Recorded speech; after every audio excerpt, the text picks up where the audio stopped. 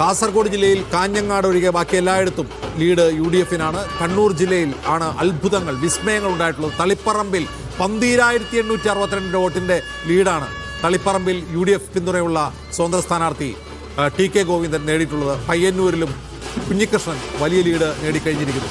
അപ്പോൾ വിസ്മയങ്ങൾ സംഭവിക്കും എന്ന് പറയുന്നത് പോലെ ഇപ്പോൾ ദേവികുളത്തെ വിവരമറിയാൻ ആഷിഖ് ഇപ്പോൾ ടെലിഫോൺ ലൈനുണ്ട്. ആഷിഖ്, എന്താണ് ദേവികുളത്ത് സംഭവിക്കുന്നത്? അവിടുന്ന് അപ്ഡേറ്റ്സ് ഒന്നും വരുന്നില്ലേ?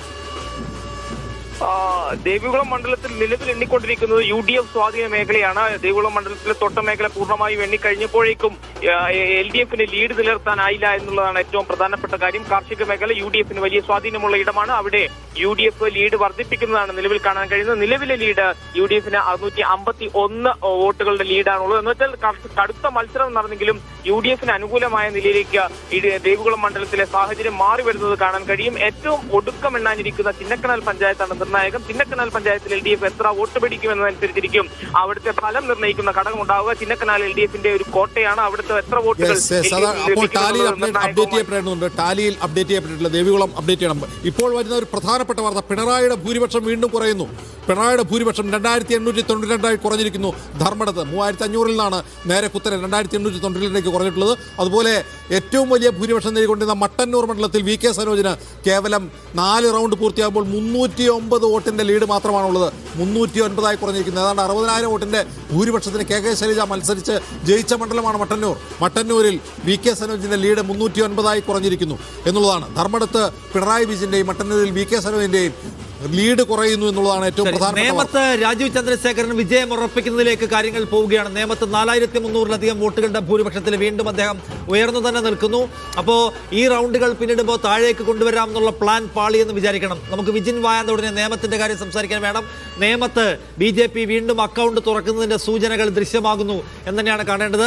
2300-ലുണ്ടായിരുന്ന ഭൂരിപക്ഷം ഇപ്പോൾ വീണ്ടും 4000-ന് മുകളിലേക്ക് കൊണ്ടുപോകാൻ രാജീവ് ചന്ദ്രശേഖറിന് കഴിഞ്ഞു. ഇനി ശിവൻകുട്ടിക്ക് ഒരു മടക്കമുണ്ട് എന്ന് തോന്നുന്നില്ല എന്ന് മാത്രമല്ല, ശിവൻകുട്ടിക്ക് കിട്ടേണ്ട വോട്ടുകൾക്കിടയിൽ ഒരു സ്പ്ലിറ്റ് ഉണ്ടായിട്ടുണ്ട്. അവസാനത്തെ UDF അല്ലെങ്കിൽ മൈനോറിറ്റി സെക്ടറിൽ മേഖലയിൽ നിന്നാണ് നമ്മൾ വിചാരിക്കേണ്ട കാര്യം. 102-36 എന്നാണ് ഇപ്പോഴത്തെ നില.